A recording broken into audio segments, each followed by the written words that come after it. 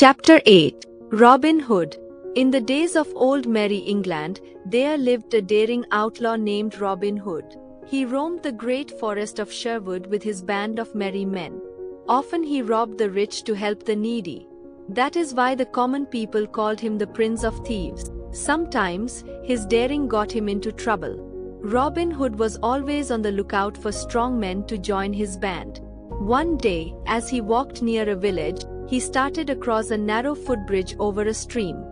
At the same moment, a giant of a man started to cross from the other side. "Back off," yelled the giant roughly. "Certainly not," shouted Robin Hood.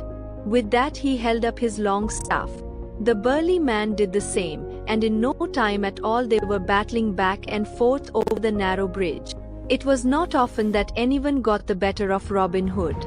The outlaw hero teetered on the edge of the bridge. One crack against his staff from the giant, and over he went.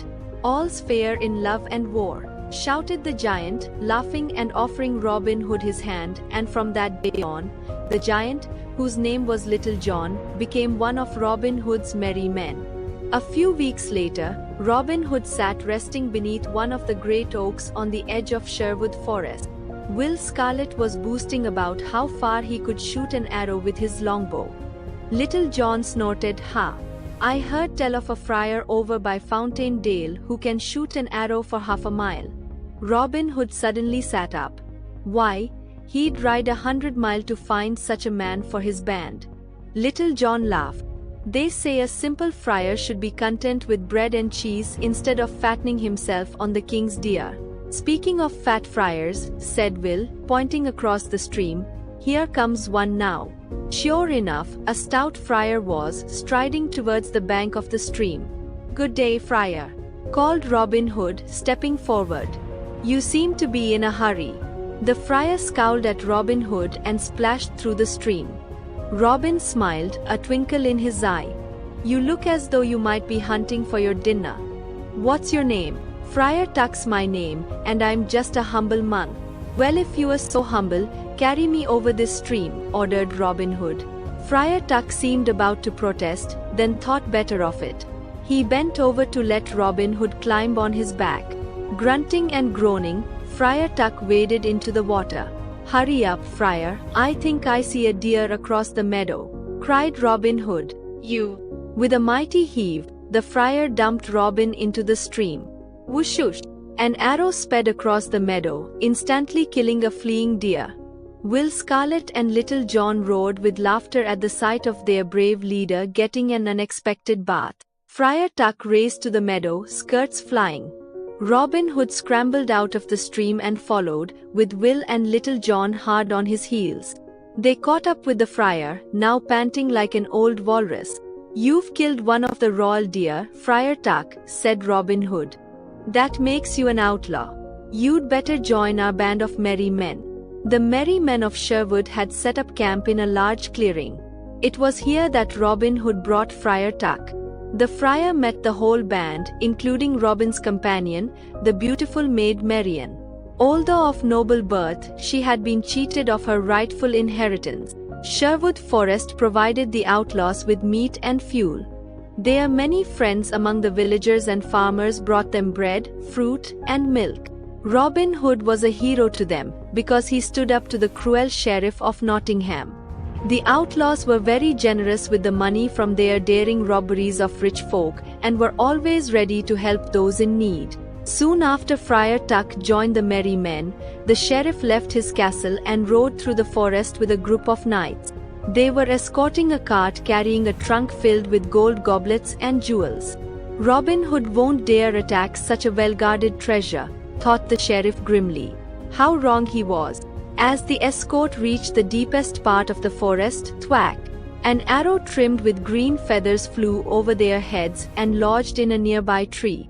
The knights looked at one another in dismay. Suddenly a bugle call rang out from the treetops, and dozens of merry men swooped down onto the backs of the knights. "Thank you, Sheriff," said Robin Hood, grabbing his sword. Quick as a wink, the merry men disarmed the whole troop and rounded up their horses. They stripped them of their fine clothes and left the sheriff and his knights to find their way home in nothing but their shirts. The sheriff was dining in the great hall of his castle. Sir Guy of Gisborne was there with his wife, Lady Matilda. "We must catch Robin Hood," said the sheriff angrily. "The common people think they have the right to do what they like when they hear of his daring escapades." "Easier said than done," sighed Sir Guy. Lady Matilda smiled. "Why not catch him with his own cleverness? I hear he's supposed to be the best archer in the land." Sir Guy looked interested. "If you held an archery tournament and offer a prize rich enough to lure Robin Hood, and if some unknown man win over all our best archers, we'd know he must be Robin Hood, and I could throw him in my dungeon then and there," cried the sheriff.